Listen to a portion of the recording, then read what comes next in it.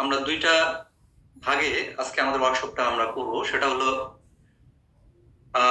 How to write a case report and how to publish a case report.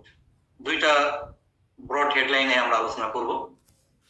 আমি doctor Mohammad Marufur Rahman, আমি associate professor হিসেবে Dhaka national medical কলেজে কর্মরত এবং ঢাকা ন্যাশনাল মেডিকেল কলেজ জার্নালের কো executive editor হিসেবে দায়িত্ব পালন করছি।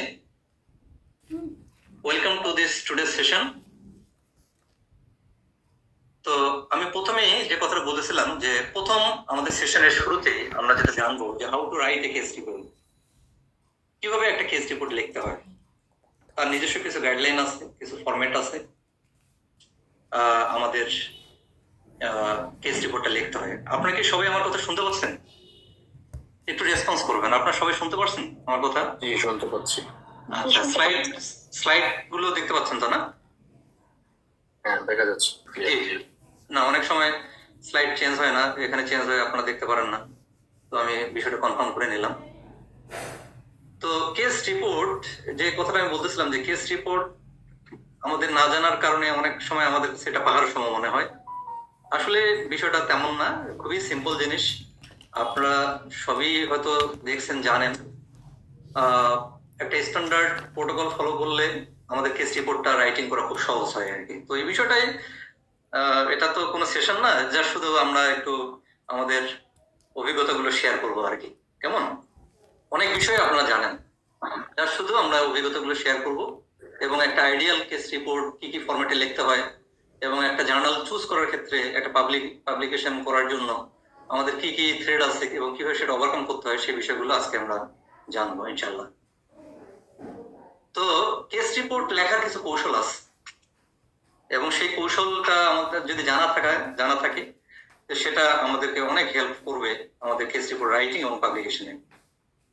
তো প্রথমে আমরা জেনে নিই হোয়াট ইজ কেস রিপোর্ট। এটা আমরা সবাই জানি যে যে কেস রিপোর্ট এবং কেস সিরিজের মধ্যে কিন্তু পার্থক্য আছে। আপনি পার্টিকুলার একটা ইন্টারেস্টিং একটা কেস পেলেন, সেই কেসের detail symptom, sign, diagnosis, treatment, even follow up পর্যন্ত এটা কম্পাইল করে রিপ্রেজেন্টেশন করা হচ্ছে কেস রিপোর্ট।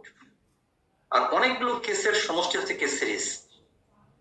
কেস রিপোর্ট কিন্তু একটা সিঙ্গুলার একটা স্পেসিফিক পেশেন্টের আপনি ইন্টারেস্টিং কোনো একটা ফাইন্ডিংস পেয়েছেন। যেমন ধরেন যে আমাদের কিছুদিন আগে ডেঙ্গু আউটব্রেক গেছে, এবার দেখা গেল যে ডেঙ্গুর ক্ষেত্রে ডেঙ্গু এনকেফালাইটিস হচ্ছে, তাই না? এটা কিন্তু একটা আনইউজুয়াল কমপ্লিকেশন, কিন্তু হচ্ছে তো। আগে আমরা দেখতাম যে ডেঙ্গুতে ডায়রিয়া হচ্ছে, আপনার মাসেল পেইন হচ্ছে, এগুলো কমন সিমটম। কিন্তু ডেঙ্গু পেশেন্ট এক দুদিনের মধ্যে দেখা গেল যে আনকনসিয়াস হয়ে যাচ্ছে। এটা কিন্তু একটা কমন ডিজিজ, আনকমন প্রেজেন্টেশন। এটা কিন্তু একটা কেস রিপোর্ট হতে পারে। তো কেস রিপোর্টের ক্ষেত্রে খেয়াল রাখতে হবে যে এই রিপোর্টটা যখন আপনি প্রেজেন্ট করবেন, ওই পেশেন্টের sign, symptom, history, diagnosis, treatment এবং ফলো আপ পর্যন্ত জিনিসগুলো নিয়ে আসতে হবে। তো এখানে একটা জিনিস আমি দেখাতে চাই যে কেস রিপোর্ট আসলে একটা রিপিট শর্ট কমিউনিকেশন। আপনারা যারা বিজি ক্লিনিশিয়ান, আপনি হয়তো একটা সুন্দর একটা ইন্টারেস্টিং কেস পাইছেন, এটা আরেকজন ক্লিনিশিয়ানকে কিভাবে জানাবেন? জানানোর মাধ্যম কিন্তু হচ্ছে কেস রিপোর্ট অথবা পাবলিকেশন। এটা আপনার অরিজিনাল আর্টিকেল ফর্মে হতে পারে, কেস রিপোর্ট হতে পারে। কেমন? এটা হচ্ছে repeat communication between clinician to clinician. এখন একটু আমরা জেনে নিই যে আসলে একটা কেস রিপোর্টের কি কি এইমস এন্ড অবজেক্টিভ হতে পারে। আমি অলরেডি কিছুটা বলার চেষ্টা করেছি যে case report aim to convey clinical message. আপনি একটা ক্লিনিক্যাল মেসেজ কনভে করতেছেন। Despite different types of case report, they all aim to enhance the reader's knowledge on the clinical manifestation, diagnostic approach, or the therapeutic alternatives of a disease and provide new window for research.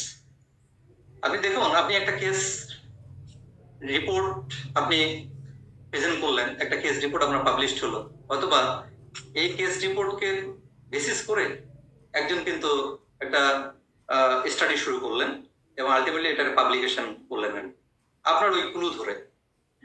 এটা একটা রিসার্চের window, একটা একটা একটা নতুন দিগন্ত খুলে দিতে পারে যে আপনার একটা ফাইন্ডিংস, আপনার একটা কেস রিপোর্ট।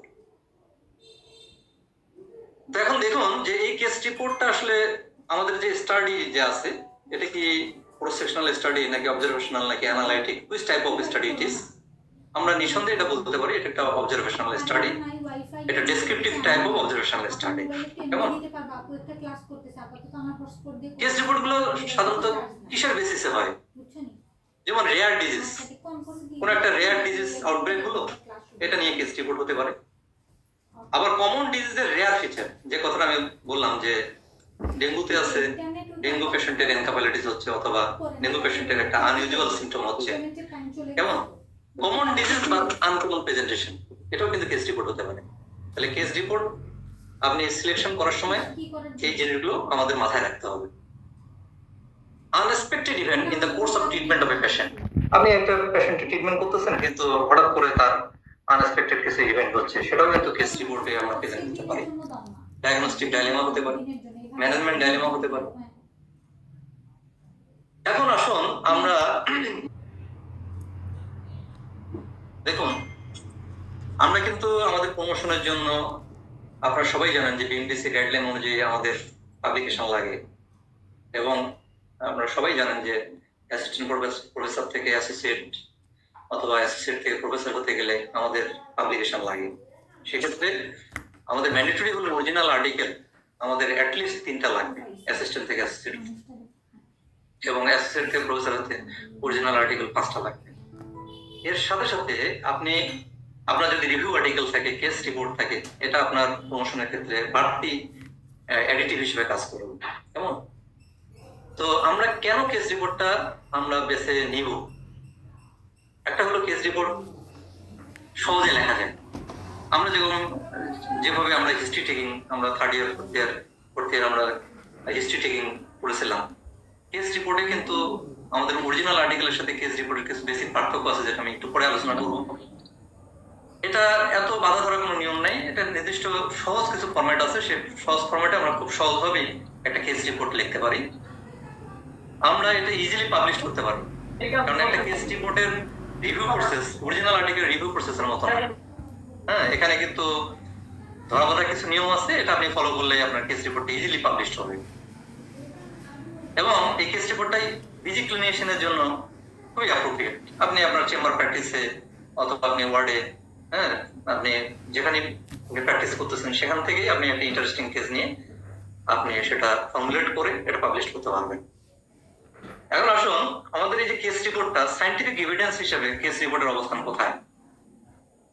আমরা যদি দেখি যে সিস্টেমিক রিভিউ এবং মেটা অ্যানালাইসিস, এটা কিন্তু সায়েন্টিফিক এভিডেন্সে নাম্বার 1।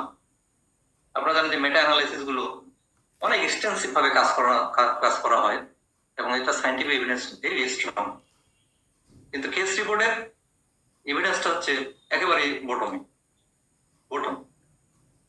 আচ্ছা,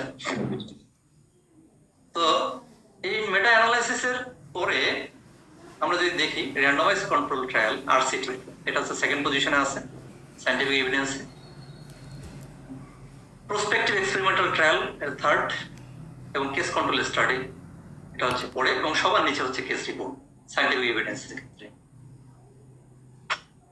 একটা পাবলিশ জার্নালের আমাদের কয়েকটা অংশ থাকে। আপনারা সবাই জানেন যে একটা সায়েন্টিফিক জার্নালের কন্টেন্টের মধ্যে প্রথমের দিকে থাকে এডিটোরিয়াল, এরপরে অরিজিনাল আর্টিকেল থাকে। বিএমডিএস-এর গাইডলাইন অনুযায়ী প্রত্যেকটা জার্নালের ক্ষেত্রে কমপক্ষে 3 থেকে 5টা অরিজিনাল আর্টিকেল থাকতে হয়, not less than 3। Review article থাকে এবং সবার শেষে থাকে কেস রিপোর্ট। এরকম না যে একটা জার্নালের সব শুরুতেই কেস রিপোর্ট থাকে। আপনি দেখবেন যে প্রত্যেকটা স্ট্যান্ডার্ড জার্নালে কেস রিপোর্টটা থাকে সবার শেষে। এখন একটু আমরা দেখে নিই যে ফেমাস সায়েন্টিফিক কেস রিপোর্ট, এগুলো আপনারা সবাই জানেন।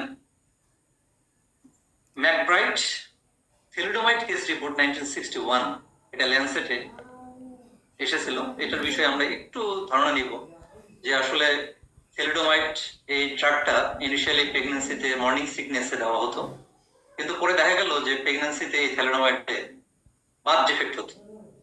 ঠিক আছে, পরবর্তীতে এই ড্রাগটা ব্যান করা হয় এবং সেটা ল্যান্সেটে পাবলিশড করা হয় কেস রিপোর্ট হিসাবে, thalidomide induced congenital birth defect. এরপরে মাল্টিপল মায়োলোমা, এটাও কেস রিপোর্ট হিসেবে পাবলিশ করা হয়। পরবর্তীতে যখন প্রথম হার্ট ট্রান্সপ্ল্যান্ট করা হয় তখন কিন্তু কেস রিপোর্ট হিসেবে সেটা পাবলিশ করা হয়। তো থ্যালিডোমাইড নিয়ে যে কথাটা আমি বলতেছিলাম, এখানে কেস রিপোর্ট যিনি করেছিলেন W.J. ম্যাকব্রাইট, এটা হচ্ছে ডিসেম্বর 16, 1961। এই ভদ্রলোক উনি আসলে গাইনোকোলজিস্ট ছিলেন এবং উনি এই 1961-এ যখন ল্যান্সেটে উনি এটা কেস রিপোর্ট হিসেবে বললেন, তখন ওনাকে আসলে অস্ট্রেলিয়ান অফ দ্য ইয়ার এই খেতাবে ওনাকে ভূষিত করা হয় এবং ওনাকে যে প্রাইজ দেওয়া হয়, যে প্রাইজ মানিটা দেওয়া হয়, উনি একটা ফাউন্ডেশন করেন এবং এই ফাউন্ডেশন এই বার্থ ডিফেক্টের রিসার্চে উনি এটা খরচ করেছেন। তো যে ঘটনাটা ঘটলো সেটা হলো থ্যালিডোমাইড 1953-তে এটা থ্যালিডোমাইড প্রথম সিনথেসিস করা হয়, এটা প্রথম এটা ম্যানুফ্যাকচার করা হয় 1953-তে এবং মর্নিং সিকনেসে এটা ব্যবহার করা হতো। 1958-এ এটা ব্যাপক প্রচারণা করা হলো যে morning sickness, pregnancy induced morning সিকনেসে এই ড্রাগটা ব্যাপারে ব্যাপক প্রচারণা করা হলো এবং বাজারজাত করা হলো।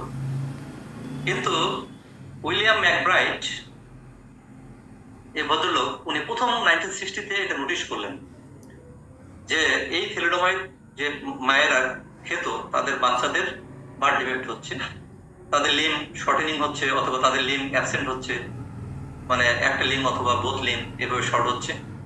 উনি পরবর্তীতে এটা নোটিশ করলেন এবং ঠিক একই ঘটনা জার্মানিতেও ঘটলো, এই থ্যালিডোমাইড খাওয়ার কারণে বার্থ ডিফেক্ট হচ্ছিল। পরবর্তীতে উইলিয়াম ম্যাকব্রাইট উনি 1961-এ এটা কেস রিপোর্ট হিসাবে ল্যান্সেট জার্নালে এটা পাবলিশ করলেন। এখানে দেখুন এই ইয়াং গার্ল উনি থ্যালিডোমাইড ভিকটিম, ওনার দুইটা হাতে নাই। সেখানে গ্রেট ব্রিটেনের প্রিন্সেস ওনাকে একটা ফুলের তোড়া দিচ্ছেন, উনি পা দিয়ে রিসিভ করতেছেন। এটা থ্যালিডোমাইড ভিকটিম এবং এটা কেস রিপোর্ট হিসেবে পরবর্তীতে আসছেন।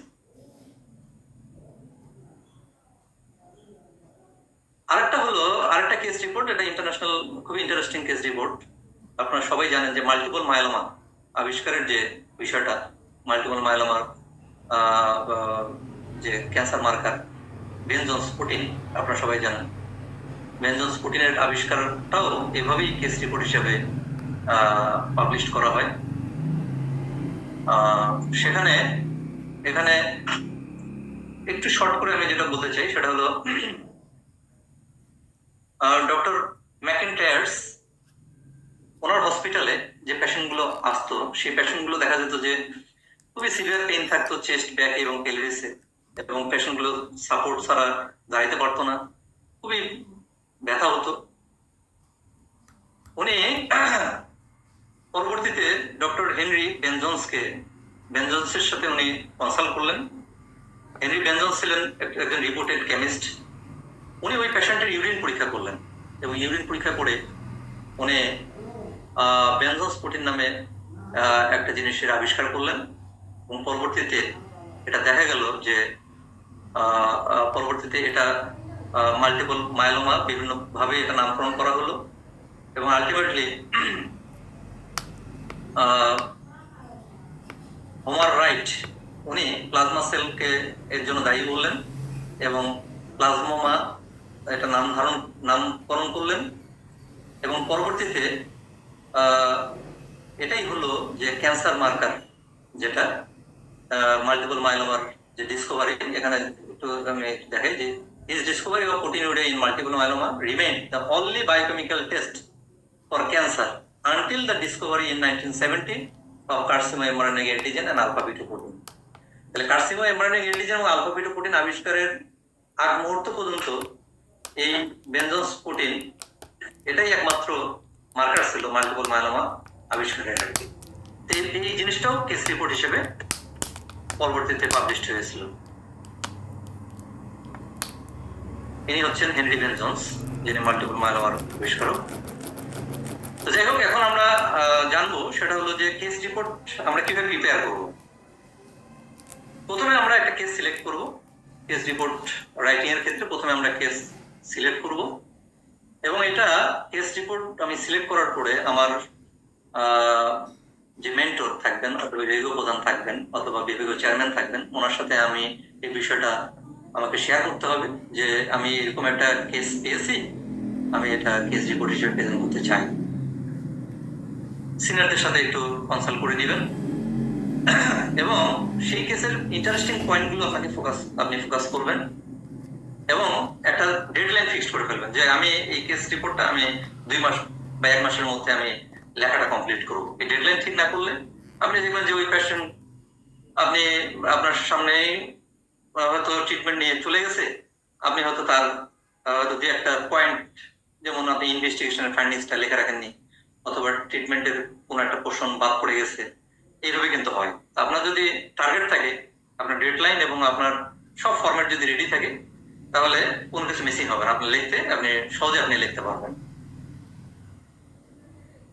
আচ্ছা, এরপরে যদি কোনো মানে কেসের ক্ষেত্রে কোনো ডিফিকাল্টিস বা কোনো ম্যানেজমেন্ট অথবা ট্রিটমেন্টের কোনো বিষয়ে ডিফিকাল্টিস থাকে, কোনো ডাইলেমা থাকে, তাহলে আপনার সিনিয়র মেন্টরদের সাথে এই বিষয়টা আপনাকে কথা বলতে হবে, কথা বলে নেবেন।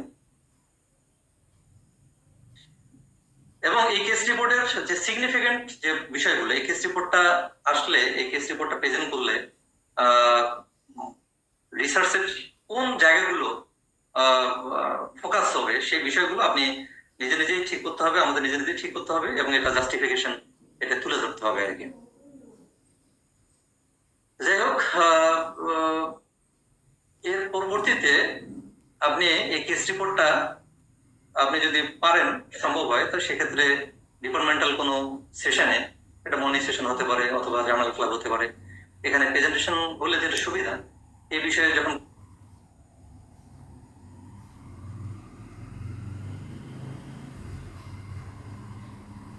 হবে আর কি। এখন আমরা কিভাবে একটা কেস রিপোর্ট আমরা লিখবো, কেস রিপোর্টের ফরম্যাটটা আমরা একটু জানবো।